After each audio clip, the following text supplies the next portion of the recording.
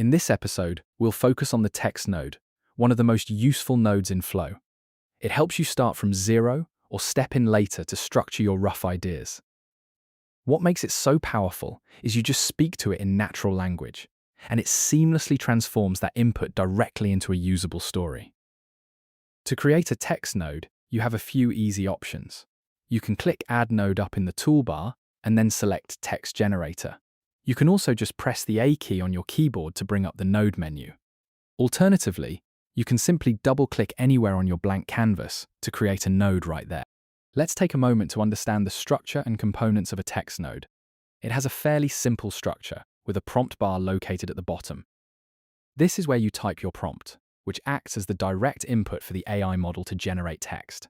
Just below the prompt box, you can also see a model selector button. This allows you to easily change the specific model that you are using for text generation.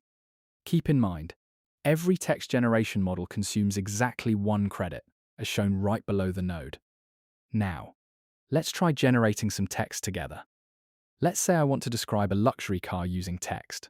For this, we enter some text into the prompt box and hit Run. The AI model takes some time to process the request, and then displays the final text right here in the output window. Remember, the overall quality of your output heavily depends on how descriptive and precise your prompt is.